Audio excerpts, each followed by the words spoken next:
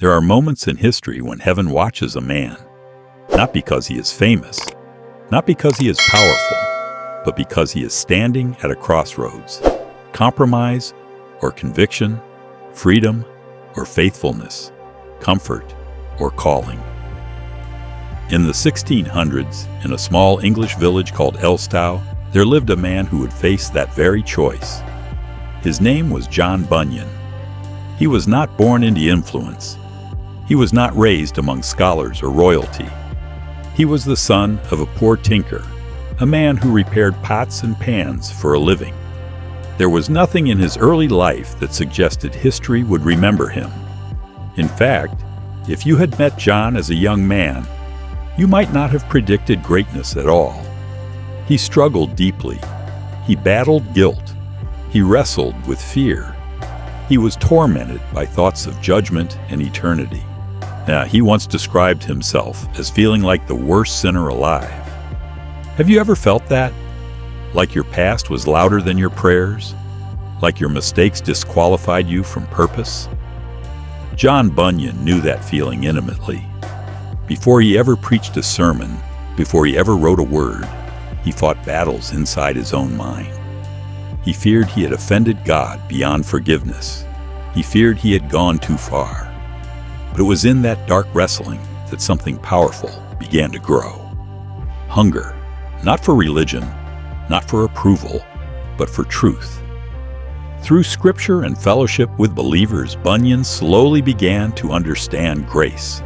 Not surface-level comfort, not emotional excitement, deep, soul-settling assurance. And when that assurance settled into him, something ignited. He could not stay silent. He began preaching, not in grand cathedrals, not in state-approved pulpits, but in fields, in barns, in homes. Wherever people would gather, he would speak, and people listened. Because he was not preaching performance. He was preaching fire born from personal struggle. But England in the 1600s was not a place where anyone could preach freely. You needed permission from the Church of England. You needed a license. You needed government approval. Bunyan refused. He was a nonconformist. He believed the call of God could not be regulated by the state. That decision made him a target. Authorities watched him. Warnings came. Friends advised caution. Still, he preached. Because when a man has truly encountered Christ, silence feels like betrayal. Then one day in 1660, while he was preaching in a farmhouse, authorities arrived. He had been warned this might happen. Some accounts say he even had an opportunity to escape. He did not run. Why? Because running would have placed others in danger. So he stayed. And he was arrested, brought before a magistrate. The offer was simple. Stop preaching, and you can go home. Imagine that moment. You are not being threatened with execution, not being tortured, just given a condition. Be quiet. Stop speaking publicly about Jesus. Sign this agreement. And Bunyan had a family, a wife, children. One of his daughters was blind and depended on him deeply. He loved her dearly. Imagine looking into the eyes of your blind child, knowing you could walk free if you simply promised silence. Bunyan said no. He told the court plainly, "If you release me today, I will preach again tomorrow." That sentence cost him 12 years in prison. 12 years. Not for violence, not for theft, not for rebellion, for preaching Christ without a license. The prison in Bedford was cold and harsh. He was separated from his family. He missed birthdays. He missed daily life. He missed holding his children. And yet his spirit did not break. Instead, something remarkable happened.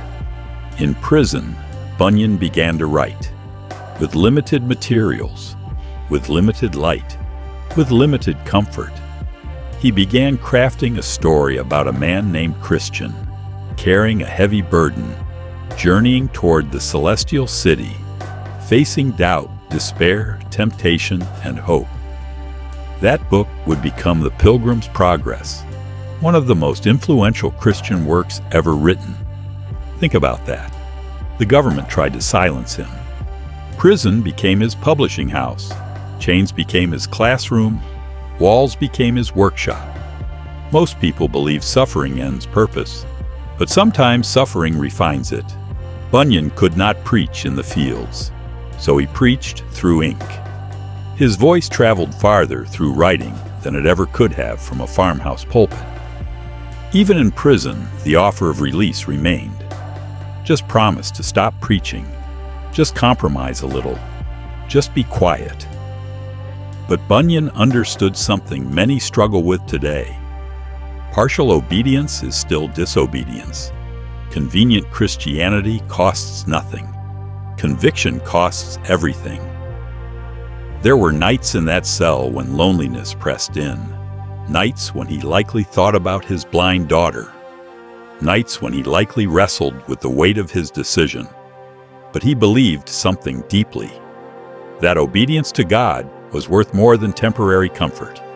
Years passed. Eventually, political changes led to his release. But when freedom came, Bunyan did not retire quietly. He returned to preaching. Crowds gathered again. His influence expanded. His writings multiplied. What the authorities meant for suppression became multiplication.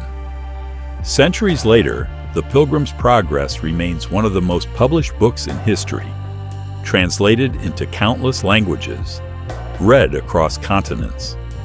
A man imprisoned for speaking now speaks to the world.